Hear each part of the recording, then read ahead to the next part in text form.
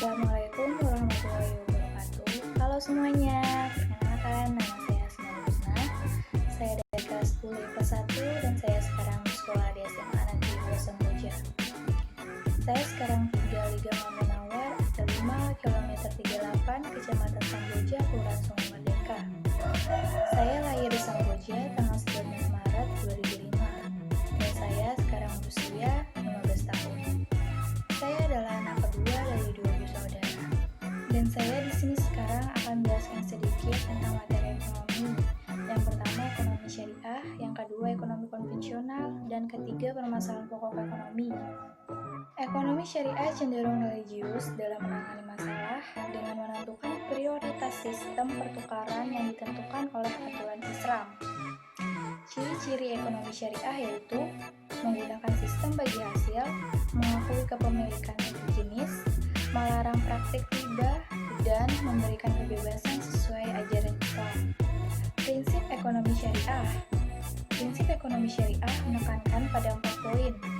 Poin yang pertama adalah sumber daya merupakan pemberian atau titipan dari Allah SWT sehingga manusia tidak boleh semena-mena. Poin yang kedua, tidak ada kepemilikan mutlak. Poin yang ketiga adalah pemerataan kekayaan sehingga tidak ada disparitas. Yang kedua adalah ekonomi konvensional. Ekonomi konvensional dalam menangani masalah sesuai dengan keinginan individu. Pertukaran ditentukan oleh kekuatan pasar. Ciri-ciri ekonomi konvensional. Yang pertama, dasar hukum ekonomi konvensional berasal dari hukum positif.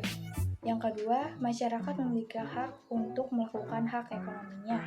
Yang ketiga, adanya persaingan bebas dalam pasar. Dan yang keempat, ketersediaan modal menjadi hal penting dalam bidang ekonomi. Prinsip dari ekonomi konvensional ada 3.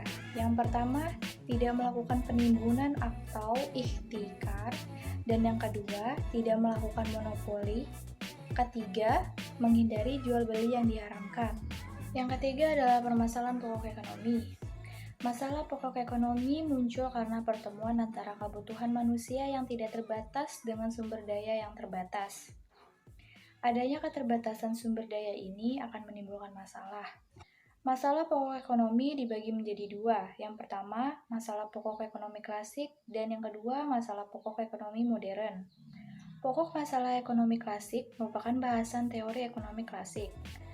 Masalah pokok ekonomi klasik adalah masalah ekonomi yang dilihat dari sudut pandang yang sederhana.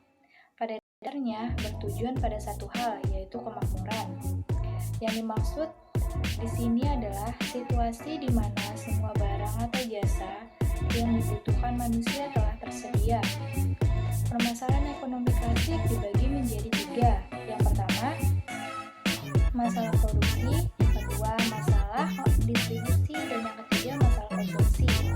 Masalah pokok ekonomi modern didasarkan pada kelangkaan dan pilihan. Masalah kelangkaan menjadi penyebab masalah dalam memilih problem of choice, sehingga muncullah 4 pertanyaan yang mendasar tentang what, who, how, dan for what. Walaupun setiap masyarakat menghadapi pertanyaan yang sama, namun cara mengatasinya berbeda. Perbedaan inilah yang melahirkan sejumlah sistem ekonomi. Keempat masalah fundamental tersebut didefinisikan dalam 3 pertanyaan oleh ekonomi modern. Yang pertama, apa yang harus diproduksi atau what to produce. Yang kedua, bagaimana cara memproduksi atau how to produce. 3. Untuk siapa barang dan jasa didistribusikan atau for whom. Mungkin segitu saja yang bisa saya sampaikan. Kurang lebihnya saya mohon maaf dan semoga ini bermanfaat. Sekian dan terima kasih. Assalamualaikum warahmatullahi wabarakatuh.